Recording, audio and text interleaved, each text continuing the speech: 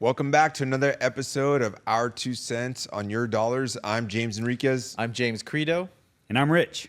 Yes, he is, because he is world-renowned author, Rich Gomez, author of Sheep Amid Wolves, Easton Learns to Save, and Easton Learns to Budget. And for those of you just tuning in, this is actually part 2. Rich is a glutton for punishment. We've been here a while. Welcome back, Rich. We're just here. The audience doesn't know that, but No. you ruined Thank it for you. them. Don't tell them. They couldn't tell we're wearing the same clothes. Yeah. The magic of the internet. Anyway, so the first part, we talked about your journey. We talked about teaching kids about financial stuff. This part, I just want to talk a little bit more about the biblical aspect beautiful. of managing money. Yeah. And my favorite chapters in your book, chapters 21 and 22. What are those? Where, spoiler alert, you make the assertion that financial advisors are horrible, evil people. Yuck. I say that in jest. It's not that bad. But there was a little comment about people not needing financial advisors. Oh, I do talk a little bit of trash, don't I? I don't think Rich knows that he's talking to some financial advisors right now. This is Hi, Rich. This is like the Montagues and Capulets, the star-crossed lovers here. But anyway, okay, so biblical finance. Yes. So the thing that I've always found interesting was that there are actual investments that invest according to biblical worldviews. Do you partake in those? I honestly don't care. So it's pretty weird, but I know there's certain people that, want to look into every single thing and maybe dissect it as much as possible, see what they're doing. Honestly, it's kind of like tithing. And I say that because when you tithe, you don't know who you're giving it to. You don't know if the person you gave it to is going to go score some drugs or they're going to go help their family in need that's actually in need. You don't know. Right. You don't have to know. God only asks you to give. God only asks you to tithe. That's what you do. So when God commands, that's what you do. I can't control everybody else. Mm-hmm. All I know is that I can control within myself. My heart, God knows my heart. God knows what I, are willing to do. Or if honestly, if I was going to nitpick every company in the world, Right. I don't think there'd be very many to choose from. So I can't within reason, I can't only invest in like everybody that, this fits perfectly because one, nobody's perfect. And I can't expect everybody else to be. Wait a minute. Are you Careful, saying there are careful. very few corporations that are blameless and faultless? It's a sparse stretch, but I'm gonna go ahead and say it. I'm gonna take everybody's blameless and faultless for 500. How dare you? Sorry. No problem. Okay. I never really thought about it like that. I don't think I've heard anybody ever say that, but That was I pretty see cool. Yeah. Yeah. I see your rationale. Yeah. It's kind of neat. That actually just came to me like right now. Yeah, that was awesome. Wow. All right. There you go. But you brought up the T word, so let's talk about that. Oh, the T word. I love this subject because if you were here for part 1, if you're not, go watch it. But people get fixated on percentages and savings. People get fixated. Not the 50, 20, 30. 50, 30, 20, but I'm not fixated. I said that backwards just in case. I wanted to see. It was a test. People get so fixated. It was like, is it gross? Is it net? Should I do it before this? Should I do it before that? They get so fixated on certain things. Should it just be to the church? Should I just like... People get so fixated. And it's kind of crazy to me, mainly because, look, if you read the Bible, I read it through and through, and I came to one conclusion. Jesus pretty much says, don't be a jerk. I don't know if anybody has seen the 10 Commandments, but you have 4 on one side and 6 on the other. It's not 5 and 5. Do you know why that is? So the first 4 have to do everything with God. Don't have graven images. Don't take my Lord's name in vain. All the other 6 has to do with humans. Don't steal, don't lie, don't. So when in the New Testament, when they ask him, what is the greatest commandment? And he's like, why are you asking me what the greatest commandment is? He's like, what is the greatest commandment? He's like, I'll tell you this. There is only one greatest commandment. Love me above all things and love your neighbor. What is it? All about him and all about the next person. Right. That's why. So you do that. You love him and don't be a jerk. Yeah. You covered all 10. Yeah. Right? So with that, I truly, truly, truly within all my heart believe that I treat people exactly the way I want to be treated. Exactly. If I start joking around with you and I say some harsh things to you, that's because I want you to do the same thing. I will never be like, hey, dude. Yeah. I truly, and my wife's like, you kind of do, because I'll go into my, my brother-in-law's house. I'll go to his fridge and I'll, grab whatever I want. And when he comes to my house, if he does it, that's cool. That's I do it to him. Like, so I truly believe in that. And so when it comes to tithe, wow, we just kind of went the whole circle. When it comes to tithe, it's the same thing. Like, stop nitpicking. Stop, it's not about that. God is not wanting you to dissect. God is not wanting you to be like, well, it's 10% from gross or not from net. And no, dude, no. As a matter of fact, in 2 Corinthians, he says, give whatever your heart's wanting to give. Don't give because of compulsion. Don't give because, give because you want to give. Right. Yeah. That's it. In Malachi, he says, test me. This is the only thing you can test God in, and I'll provide for you. This is the one thing you can test me on.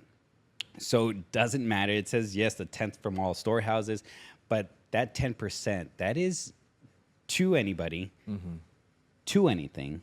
It's the whole giving process. Like in Luke 6:38, I think he said, it's pretty much like give generously, and I'll give unto you. Like, people do they do too much. Yeah. Wait, so you saying you believe that a tithe can even be like, if I want to give this guy right here 10%, he wants the 10%.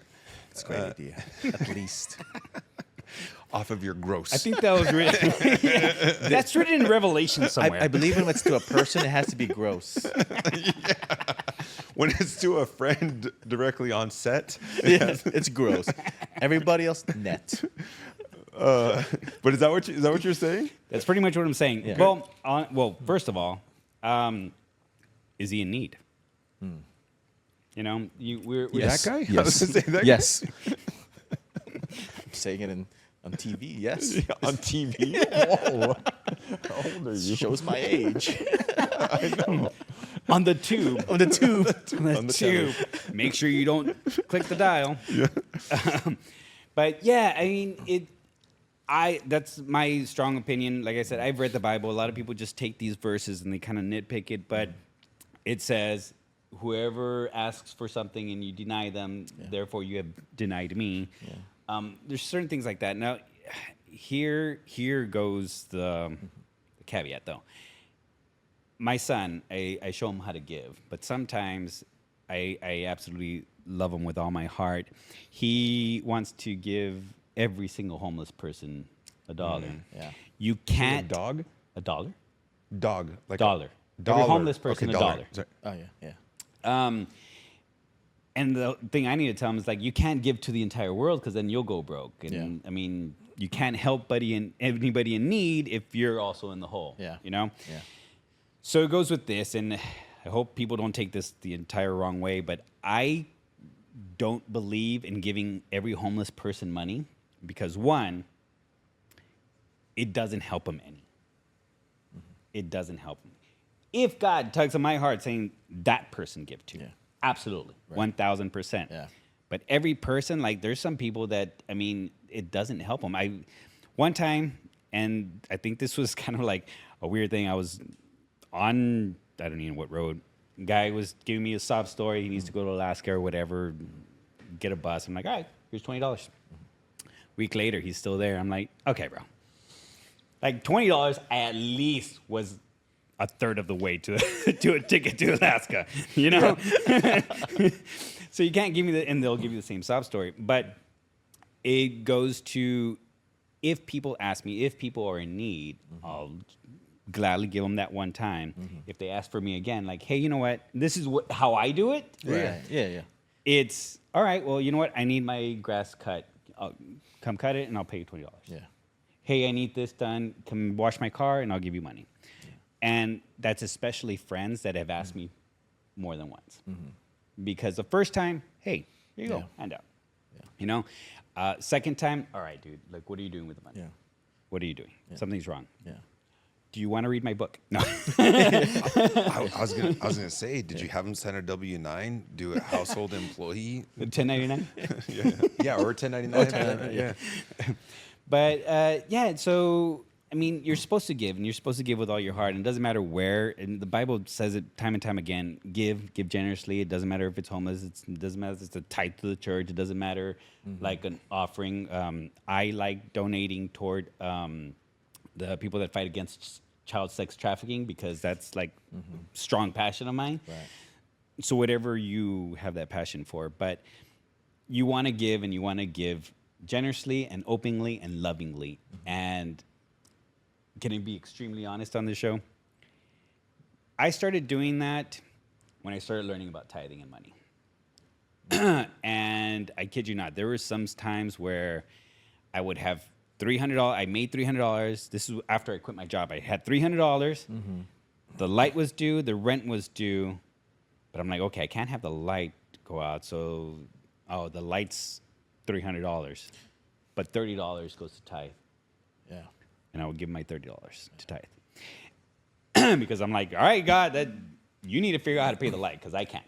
So my lights never got turned off. Now, once that started, once I kept doing that, like things started provisioning. Like there's these provisions that would come out of absolutely nowhere. One time I just like trying to sell a client, you know, my services, and my wife comes and is like, did you sell it? Did you make, did you get a client? I'm like, no, why? He's like, because there's $1,500 in our bank account. And I'm like, we have no idea where that came from. So it happens like that. Right. And it's one of those things that you just kind of have to understand that if you're expecting to get money in, how can you receive $1 if you have your hands so tightly closed on a quarter? So tithing does many things. One, it answers someone else's prayers, because you never know who you're going to give that money to, right? Yep.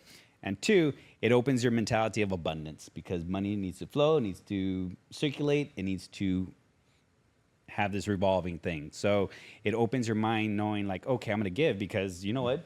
It's circulating. Yep. So stop being so, just give, dude. Yeah. What do you want from me? James is needing, what do you need, James? Shoes. So shoes? I was going to say I need shoes too, jeez. No, I like those. Where,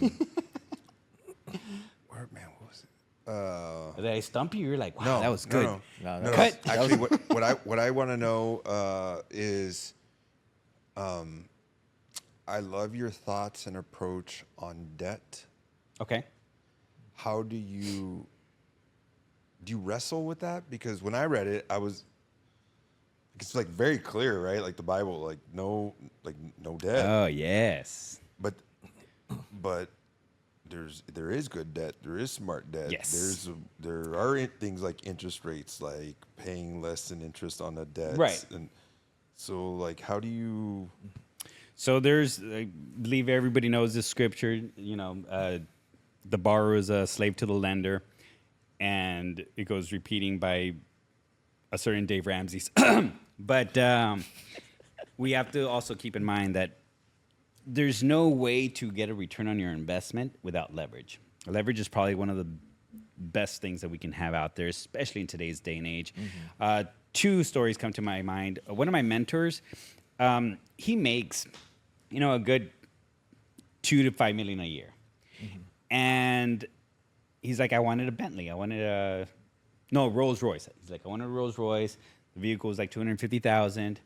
I go to the bank and I try to withdraw. I'm sorry, I try to get a loan, and they're like, "You have, $500,000 in the bank. Why don't you just pay cash?" He's like, "Why would I do that? That's the dumbest thing you can possibly do." Yeah. I either get a loan for $250,000, pay 2% interest, or have my $250,000 in an investment where it's making me 6%. Yeah. And it pays off the car. At the end of the time, I can get rid of the car and I still have my $250,000 versus driving off the lot and it's already half depreciated. Yeah. So there is good investment. I don't care what Dave Ramsey says. Now, there's another story that I want to talk about. It's 2 Kings. Talks about the lady she's the widow. Mm-hmm.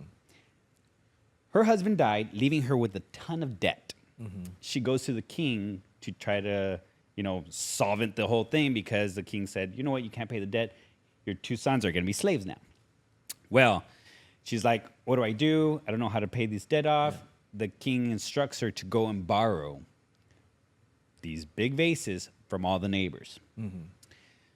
So he didn't say, "Here's money." He didn't say, "Oh, well, too bad. You can't borrow anything because you'll be a slave to the lender."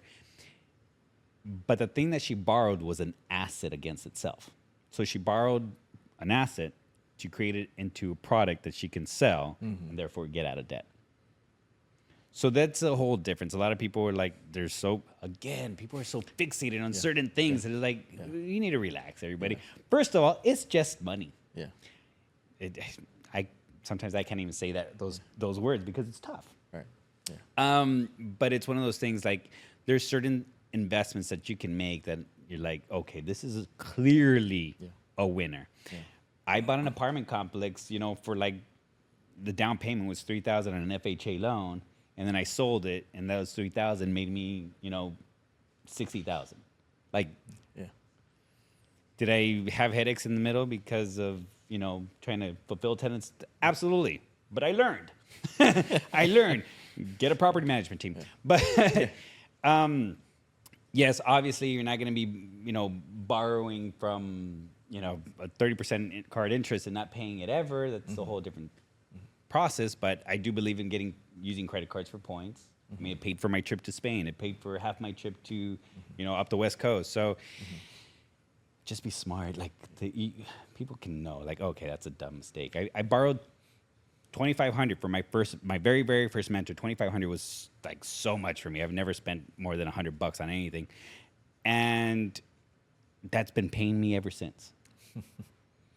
So I mean, you just need to be smart about it. And I think the best way to do it is this going to ruin my life if it all falls through? Yeah. Or is it not? One of those things. Yeah. Because $2,500, it would suck. It would hurt. But I mean, I'm still gonna live. I still can make $2,500. Like, I'll still be able to recoup that. It's not, make it or break it, and financial crash of 2007, people couldn't deal with it, kind of thing. Yeah. I mean, you mentioned a lot that you want to limit how much you have in savings because you believe long term you'll make more taking risks, right? Investing, whether in yourself or different types of investments. But you also mentioned that you're teaching your son about trading. Yes. So how do you decide whether it's with your son or your clients asking you, like, how do I invest for the long term, and when do I do short term trading? Like, how do you teach them there? So I never recommend short term trading. For me, that is just a skill that you absolutely need to learn and be a master of, especially of your emotions. I trade, and the emotions get the better of me sometimes because I'm 43 years old. I've learned these emotions, or I ingrained them already. Losing money at a 43-year-old, it hurts no matter how you slice it, right? And that's why I think I'm showing him, because he'll understand the, and it won't be an impact for him. I want him to understand that money is a tool to be used. That's it. Like, money isn't supposed to be this saving grace or this savior. It's not. It's what you do with it that will provide, So I want him to get the hang of that. Just handle his emotions when it comes to money, because I don't know any adult that can. So these are all great concepts found in chapter 21 Another great. He knows my book better than I do. Man, because it just made that much of an impact on me, Rich. Especially this next part where you. I know it's tough for me. We were even starting to say get it. along. We were starting to get along. This is going great. I actually thought Rich was a great guy. Not what you said earlier. Well, you know what? I might as well just quit beating around the bush. Why do you not like us? Actually, all right, kid. I'm sorry. What I found interesting when reading the book, you said so-called financial advisors. And I remember thinking, am I a so-called financial advisor? What am I? So, Rich. He came running into my office. Look at what this guy man. So we've known each You other. people. We've known each other for a good whole 90 minutes or so. Are we so-called financial advisors, or what are we? So there's just a lot of people out there. Like, I can't call myself a financial advisor. I wrote a book on finances. These is what I got from the Bible. The Bible is my financial advisor. There's a lot of people that want to portray themselves as financial advisors, and it's mainly, I honestly don't know what their intent is. They can be selling you one thing or selling you another. And that's why I do mention them in the book as far as fiduciary and non. And I want to make the point very clear that there are people, financial advisors such as yourselves, that you're not in it for your gain. You're truly interested in the person's benefits. There are financial advisors, and you can ask. I think there's a policy that you have to tell people whether you're a fiduciary or not, right? Like if they ask you. Yeah, go ahead.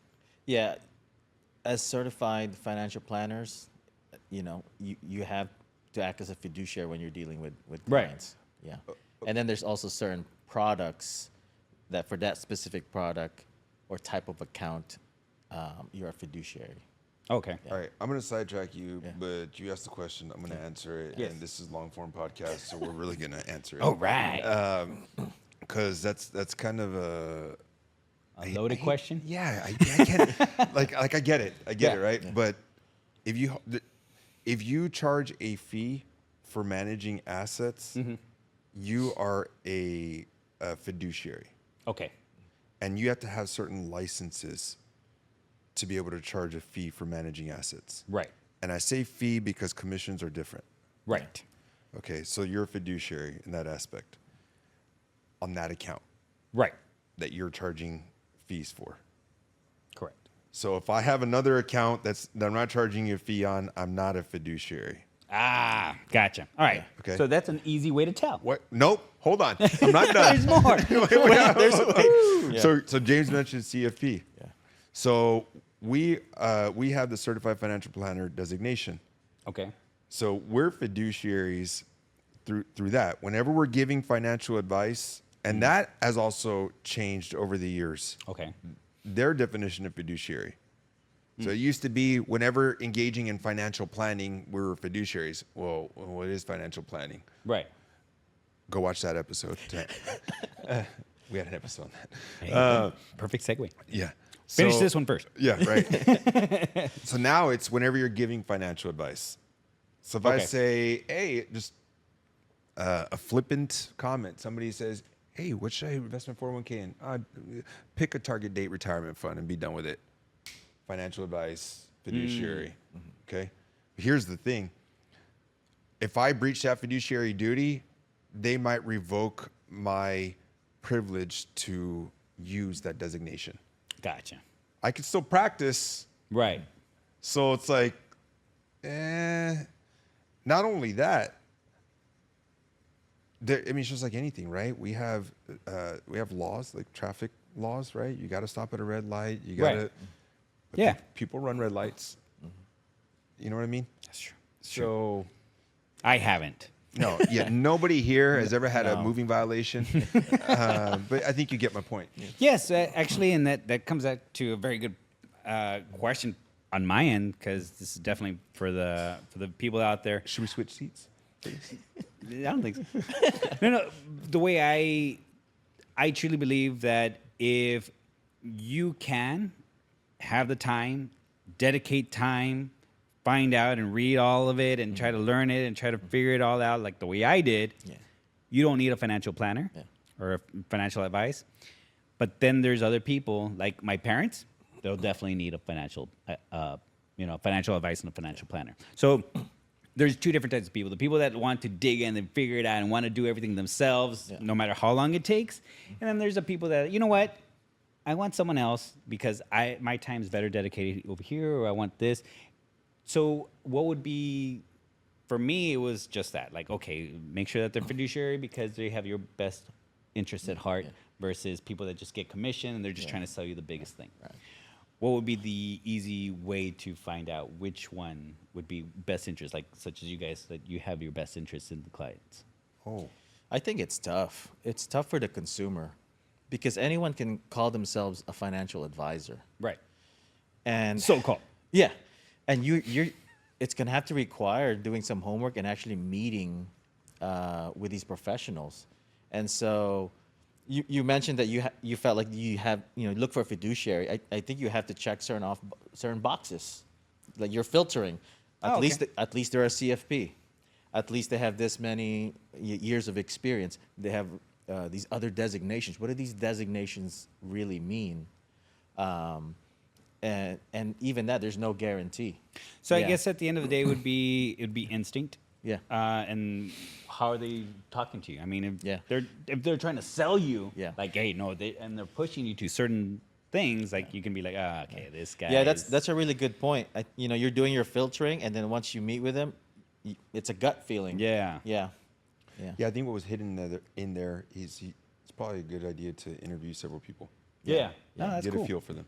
Yeah. That's beautiful. Like I said, I mean, my parents would definitely need it. I mean, yeah, they could ask me, but it's just so much to like figure mine out, figure out my son's, and then also my parents. Like, you know what? I don't want to.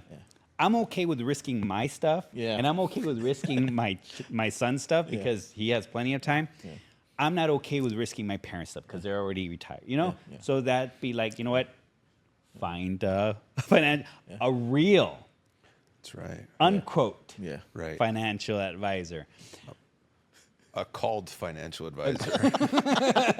Leaving them down. Not a so-called.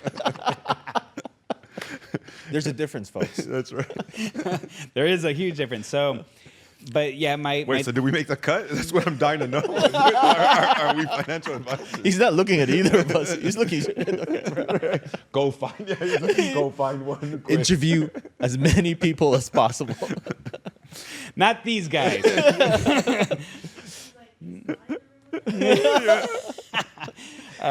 No, obviously, I've met these gentlemen for the past, say, hour and a half, and We're probably at 97 minutes now. They're, But who's counting? They're amazing. I'm not fixated on numbers, remember? No, they're amazing people. So, yeah, I mean, there you go. Usually at 97 minutes is when we get a prospect into a client after they've been around us. Did you hear that? Yeah. I did hear that. Man. Well, since we're doing that, remember that friend you mentioned? I mean, you got my number. But yeah, that's the best way I can put it. I mean, some people don't want to take the time, so definitely have people in your corner. And I think that would actually be the best way, because if I ever had questions on anything that I had, it's like my parents or my in-laws or my aunt or people that don't want to get involved. Yeah. I'd come and ask you guys. I know you guys. Yeah, it's very interesting because I became an advisor in my 20s, and even at that time, a lot of the more senior advisors were starting to get concerned already that, because of online search engines and now it's AI. Yeah, they were concerned that people would just start doing finances on their own, and I've always had that in the back of my head. So I guess this was a learning for me not to generalize or stereotype people, because then I always assume my friends who are my age, would just want to hear a little bit of a feedback, but they want to do everything on their own. And now that I'm in my 40s, and they've been saving, and now they're coming for help. They made an assumption I didn't want to help them because they were too small. Yeah. But I made an assumption that they didn't want my help because they want to do it on their own. And now as we're starting to talk and I'm starting to see their finances, what the heck did you do? I read Rich Dad Poor Dad. I'm just kidding, Rich. And Sorry. You know? that's not my book. Because it was a weird situation where I'm trying to help, but I didn't want them to be a client because I think you want to do it on your own, right? So I would just give them advice, and I'm thinking they're going to do it on their own. And then there was some friends that came back. I told you not to open that account. Open this account. And that's when now I'm like a little bit more aggressive. Like there's some people that, yes, there's more information online, more than ever. So if you want to do it yourself, it's a really good time, because if you have the time and the patience, all the information is there. Yeah. You know, but I mean, my book tells you how to do it, but Yeah. once you go and you sign up for an account, it's a whole different Yeah. experience. I don't care how many times you read that section, you're going to be like, okay, what, where? Right. So, Right. yeah. So Yeah, I mean, sometimes even when we're placing trades, we're like, oh, don't want to get this wrong. And that's because we've been doing it for years and years and years. I can just imagine like somebody trying to do it on their own, like kind of get scared. Oh, yeah. No, and that's what I'm saying. Like, I wouldn't risk my parents' money, you know? You know what's super funny? I love it when people say, hey, whoa, how would you do it? Whoa. Wait a minute. We are two totally different life stages. Like, That's very true, because, I mean, I trade with my savings account. Like, your savings? yeah, like I have my savings. Man, I'm sorry to do this to you, but because this goes back to the last episode. Can you is there a difference between savings and investing? There's absolutely one. What did I say? 3 months. Don't. Yeah, 3 months with savings. But what is savings and what is investing? So In other words, is if I have money in a Roth IRA invested in stocks, is that a savings? no. The savings is going to be, I guess, liquid cash money that you can withdraw just like a bank account, because it's used only for emergencies. In case, the alternator goes out in your car, in case you need new tires, in case the dishwasher breaks down, or not dishwasher, you can live without a dishwasher. Air conditioner. My wife's all like, no, we can't. Right.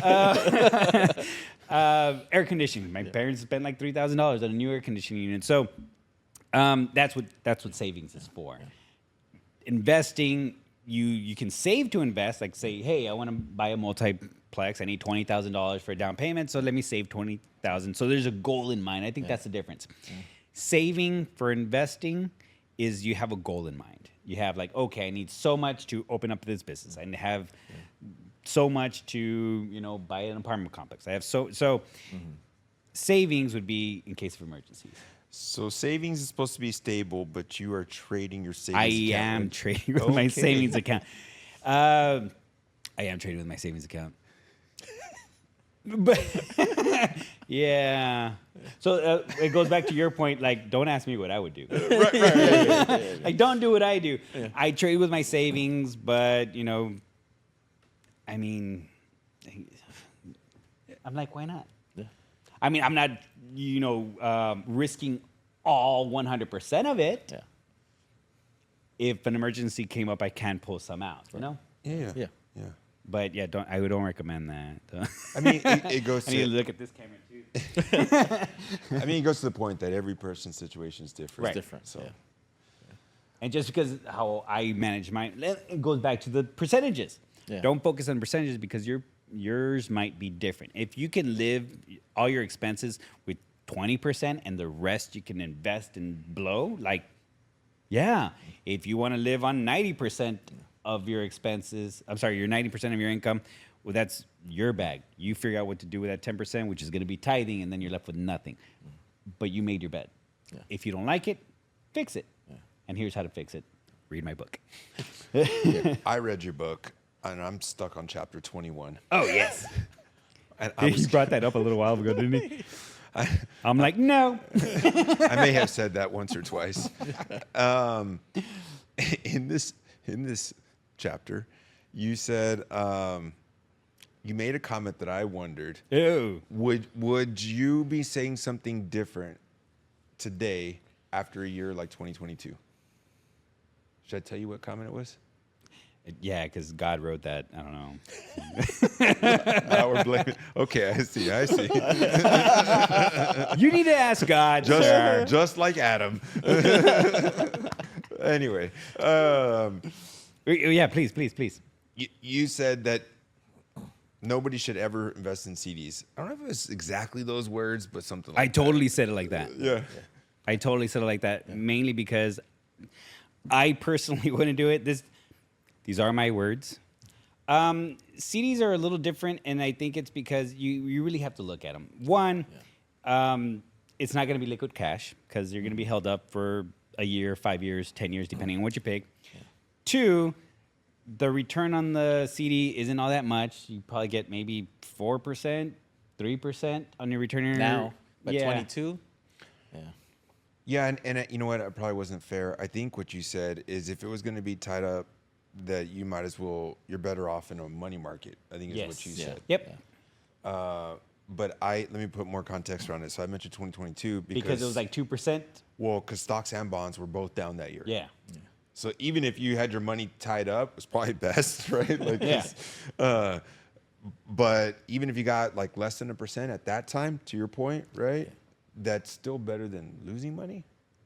Oh yeah, absolutely. And I think it's mainly because a lot of people, I do YouTube little shorts and TikTok shorts, and people always comment like, "Oh yeah, but what if a market crash happens?" First of all, brah, I hate to use the term brah, but brah, we've been having crashes ever since the stock market opened. Yeah. And my point was like, oh man, you know what?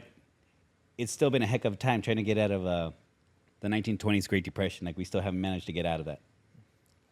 Yeah, we still haven't managed to get out of the dot-com burst. We still haven't managed to get out of Black Monday. We still haven't managed to get out of COVID.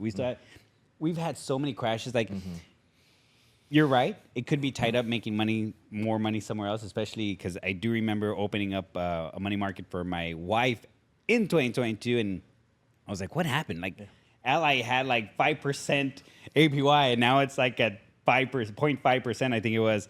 I was like, what is going on? I'm like, well, obviously it's because everything was down, but I'm like, all right, fine, whatever. Now it's at 4.75. Actually, no, it was at 4.75 like 2 weeks ago. Now it's at 4. It's like 4. So, But guess whose rates didn't go down in that time? the CD. That's right, buddy. Sorry, I don't mean to beat you up too bad, but No, it's fine because I had to move some money in and out of that money market, and if it was the CD, I wouldn't have been able to. Yeah. By the way, I'm not advocating that we should all go put money in CDs. It just, food for thought. That's my take. CDs, like,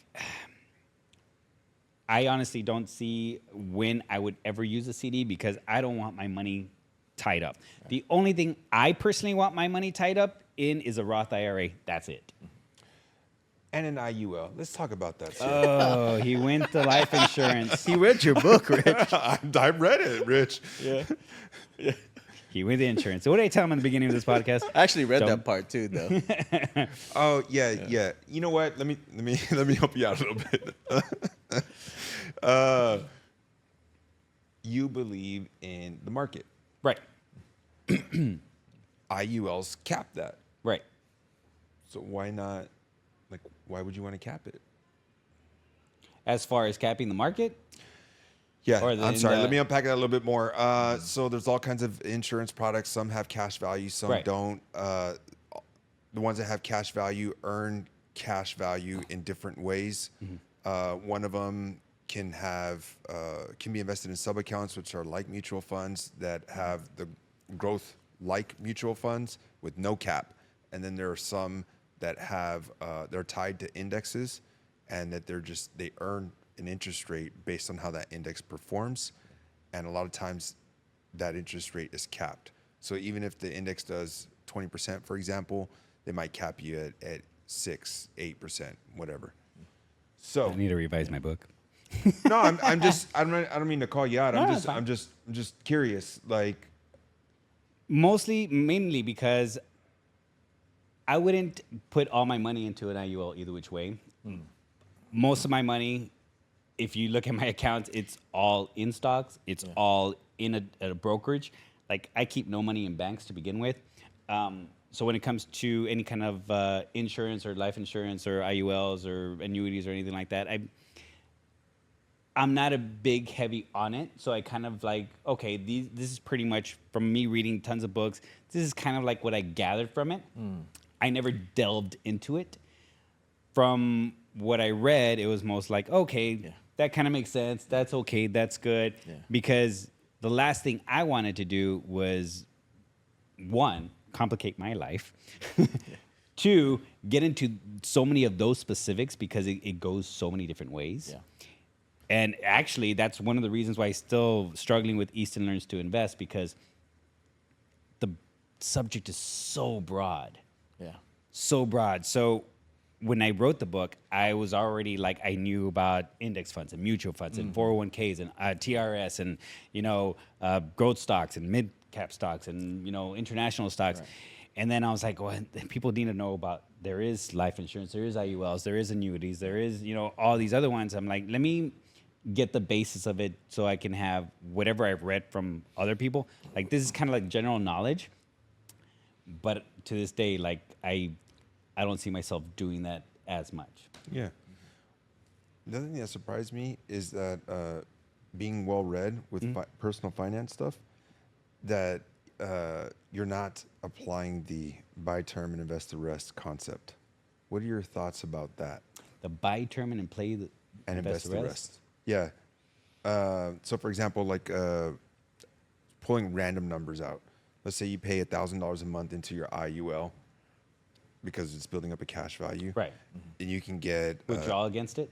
Well, no, you can get a term policy for half the cost with the same amount of coverage. Oh, okay. And so then you just the premium savings, you turn around and you invest in something. So there's a lot of literature out there that says that you would be better off doing that. You would have more cash value. Right. Because you're kind of double dipping. There's all kinds of reasons, right? But yeah. And it goes back to everything that I've been saying in the beginning. You got to keep it simple. I mean, what doesn't get any more simple than a term policy? Well, no, I'm saying like stuff like that. This is where I hire someone else. Like whenever it comes to insurance, whenever it comes to Do you know what I'm doing? This is What are you doing, James? He's raising my selling hand. I'm applying for the job. So this is absolutely where because I can't control that. I can't, do that on my own. One, because I haven't bothered to learn that much in detail, like I knew about stocks. Yeah. I set up my own portfolio. I set up my own investing stocks. I set up my own Roth IRA. Yeah. When it comes to insurance, I don't know enough to do that myself. This is where I would hire out. Yeah. I appreciate that, man. Yeah. No, I mean, I appreciate you being like, we're being honest. Yeah. Not many people might say everything you just said, so appreciate that. Yeah. Okay. That's all. Yeah. That's what I'm here for. Well, do you have any? I think we covered a lot of good stuff here. Yeah, that was awesome. Do you have any other thoughts that you want to share with anybody? I did. Let's hear it, man. Lay it on us. I guess it goes back to everything. I keep going back to the same thing. One, stick to what you know. Two, keep it simple. Like, people bog down, and if this is like, I mean, we've been talking a lot about God in the Bible, so I do believe this is a Christian broadcast. It comes down to that. People get too stuck on how God wants it or what they're thinking, or just with like investing or like tithing, and it really comes down to certain basic principles. And I think that's where we kind of overcomplicate things. And the less we complicate it, the easier it is. One, if you're struggling with money, limit your expenses and figure out how to make more income. That's as easy as it gets. And I think people are like get stuck on that. I know I did, because I started making a lot, and then I lost some clients, and then I was still spending the same. So I have to start all over. And I think that's a valuable lesson, actually, that I went through, that hopefully nobody else goes, that I have to start again. Yeah. And it doesn't happen just in finances. It actually happened to me. I was like 210 pounds. I went down to 150. Then I went back to 200. And then I went back down to 165. And now, so when you lose that momentum, or you stop, or you get comfortable, that's when things start happening. So the same thing happened with me with money. Like, I got out of debt. Right. You know, I was at a good place. I'm like, all right, I'm good. And then now I'm starting it back at square one. Yeah. And what do? My wife's like, well, read your book. Because the stuff in my book is not mine. I truly, truly, truly believe that I sat down and I wrote, I read it sometimes, I'm like, what the heck is this? Like, I couldn't write this. I'm not that smart. I am pretty smart. But you know, there's certain things that are said a certain way, especially when it comes to the biblical aspect of things. Yeah. And just stop getting so bogged down. Stop getting so, you know, specific about things. Right. Stop, live your life. It's just money. And I think I need to constantly remind myself about that too. I know this is probably not going to be great for viewability or just for flow of conversation. No, but, go ahead. But I don't love care because I want this to be fruitful for Yeah. somebody. You also in chapter 21. He loves that chapter. I do. I need to Bookmark. reread it. It's because you just said something right now that triggered the memory. You mentioned about dollar cost averaging. Oh, yeah. Yeah. God, there's actually like 3 other things I want to Ooh, say let's about. go. You mentioned dollar cost averaging. Yes. Is that a behavioral thing, or you believe that you're going to get better returns? Sorry, it's a loaded question. So it is. This is the tricky part about talking about finances, because what I do is not the same thing you do. And it's funny that you brought that. Like, don't ask me what I do, because I'm going to do something different. Other James is going to do this, or is he other James? I don't know. But We're both other James. No, he's other James. but it's very different, because when I'm investing for long term, I'll do dollar cost averaging. If the market all of a sudden turns red in a heavy day, like we get a 20% return, like I'll buy stocks. But I'm not buying little penny stocks. I'm buying, you know, even, I should have bought some McDonald's. I completely forgot. McDonald's had a nosedive. Yeah. I'll buy Amazon. I'll buy Walmart. I'll buy you know, if I think that company is going to be around when Easton's 18, that's the company that I'll dollar cost average. Right. But it's funny you should bring that up, because one of my mentors actually said, I forgot, I think he used GE. He's like, if I would have bought at this point and I dollar cost averaged, it's been 30 years and it's still the same dollar amount. Yeah. I went nowhere. Yeah. Versus if I would have bought here, sold here, bought here, sold here, bought here. So that's the way I look at it when it comes to trading. So that's why I trade. That's why that's when I'll probably dollar cost average if I'm doing a swing trade, which I kind of rarely do. I have one going right now. But when it comes to long term, especially on Easton's account, I don't care. Yeah. Like, I'll buy if we have all-time highs, because when he's 20, they're going to be even higher. Right. Yeah. You know, I remember when I was in high school and someone told me Google is like 50 cents, and I was still using Google, like, oh, that where you chat. Yeah. So, if you don't know what chatting is, it's kind of like messaging. And then when I was 25, Google was like $50. And then when I was 30, Google was like, $120. And I'm like, man, if I would have bought it when it was 50 cents. And then when I was first starting to learn how to, I opened up my TD Ameritrade, and I'm like, how do I buy stock? Google, I think, was at like 800. And I'm like, man, if I would have bought it when I was, when I was in high school. Mm-hmm. And then now I think it was like at 15, but then they had a stock, I think it had a stock split. But, it's ever growing. It continues to go. And even if they do a stock split, try to say that 3 times fast. I don't care. Like, that's when it's like, just buy it. Like, who cares? Like, these are companies that are not going to go anywhere anytime soon. So when it comes to dollar cost averaging, if you're really like scared, it's just that. Like, buy when everybody, like, be fearful when people are greedy, be greedy when people are fearful. Just buy when it's low, and you'll dollar cost average out. If you're really scared about it, you're not going to retire for another 30 years, it's not going to make a lick of difference. I'm glad we can agree that James and I were right, that dollar cost averaging is merely behavioral trick, and that putting in your money lump sum might lead to better results long term. Yeah. I'm glad we could agree on that. Man, this is a whole loaded question for that.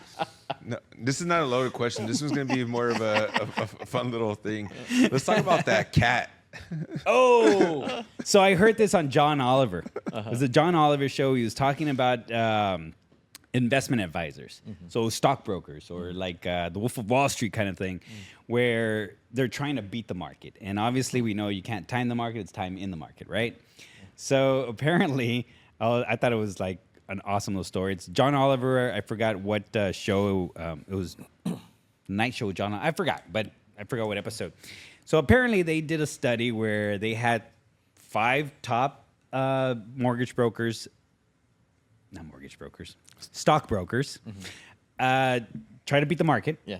And then they had a cat with a bunch of stocks, and they would just throw a little ball of yarn where the little ball where it stopped playing. That's the stock they would invest in. Turned out that the cat gave more returns or better returns than the stockbrokers, and it's mainly because of that. Like, it doesn't matter. Like, you can throw darts at the wall. Right. It's this luck by chance. Like, Right. you can't time the market. You can't have I think Warren Buffett's like the Oracle of Omaha or something like that. Yeah. But he invested in these certain companies. So it just goes to show, like, just invest. I mean, just Preferably though, have a cat and yarn, not darts. Right. Yeah. Yeah. Darts leave holes in the wall. Yeah. that's true. Yeah. That's true. Unless you get a cork boat. Well, you know, it sounds so much better hearing it in person, but the written word, oh my goodness, them they're fighting words, dude. So what I thought was funny, I went in after I read that, I wanted to see this study. So I thought some interesting takeaways where the cat did better. Yeah. They did 3 different groups of people. They did the cat. They did the fund managers. I think they called them fund managers. Oh, okay. Or stockbrokers, right? Yeah. Same thing. Basically, they were reporting that hedge funds, yeah. Yeah, they were reporting that they had that their process would lead to better results. Their stock picking process. And then the third group were a bunch of, I think, like high school age kids. Really? Yeah, they lost money. So it was cat, fund managers, students. So I think it's an important distinction, like tying it back to so-called financial advisors. I think that's what some people think, Right. that a financial advisor is there to pick the best basket of stocks, which I don't really think that. No. Like, right. I like that you brought that up. Yeah. Well, I brought it up because you brought it up that because you brought it up that that's financial advisors are horrible because they can't even beat a cat. I didn't say financial advice. I said brokers. I got the book right here. Anyway, so I think that's an important distinction for others, right? Like, as they're trying to look for financial advisors, Right. if they determine that they don't want to DIY it and they want to hire somebody, like, going back to your question, right? What to look for is if somebody tells you that they're gonna pick a basket of stocks that's going to outperform the index. Yeah. Actually, he brings up a very, very good point. It comes back to just that. Financial advisors, true financial advisors like these fine gentlemen here, I think it's more on this is the overall. We're looking at where your finances are. This is what you need to do. These are the things that you can. It's not this is the investment of the lifetime. This is like, you need to, like, this is going to grow exponentially. Like, it's not these.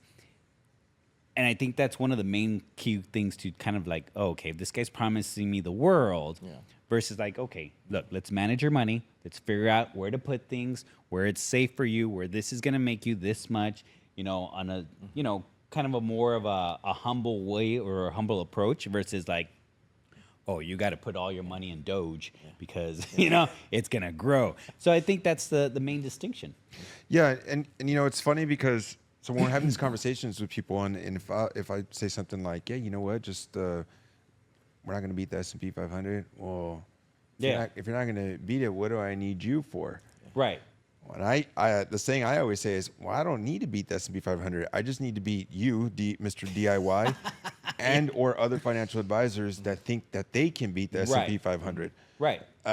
Which, when I read that study, I was like, that supports my point, because the fund managers beat the students, right? The DIYers. The DIYers. Yeah. Right. And they thought that they could pick stocks that did better, but they didn't. Right. So if I just get just the market. Yeah, and the long cat, term. though. The cat. Now, the cat you can't compete with. Yeah, that's different. Where do I find that cat? They have his name in the study, so you could probably find Oh him. man, I just need to invest in a big ball of yarn. And no, but I mean that we need to understand just that. Like, one, nothing's a sure thing. Mm-hmm. Two, it's not your money anyways. I think that's what I talk about in the tithing. See, why doesn't he bring up tithing a lot? No, chapter 21. Oh, you want to talk about Malachi 3:10? I would love it. Let's talk about it. So I'm like trying to remember which method. But we can only do as much as we can do. I don't, people are always fixated, and I mean, trust me. Come on, I would love to get 20% returns. I would love to get a constant 11, 12% return every year for the next 50 years. I would love that. Reality is that we don't know, and I think Matthew McConaughey said it best in Wolf of Wall Street. We don't know if it's going to go up, down, in sideways, or in circles. Like, we just don't know, and the best we can do is, hire people that at least know more or less what's going on in the world versus just throwing a ball of yarn. Well, I think that one really is a good stopping point. Because it ended so good. But we really, really appreciate you being here. Yeah. Rich. Thank you. Awesome. Thanks for sharing your story. Thanks for being so open. This is really, really cool. Well, I think that's a pretty good stopping point. Rich, really appreciate you being here. Thanks for being so open and honest. Awesome conversation. Wish you the This best was of awesome. luck on your We should books. have another one.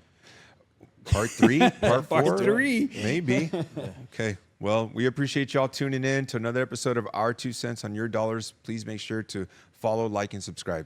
Till next time. The opinions voiced in this podcast are for general information only and are not intended to provide specific advice or recommendations for any individual. To determine which strategies or investments may be suitable for you, consult the appropriate qualified professional prior to making a decision. There is no assurance that the techniques and strategies discussed are suitable for all investors or will yield positive outcomes. The purchase of certain securities may be required to effect some of the strategies. Investing involves risks, including possible loss of principal.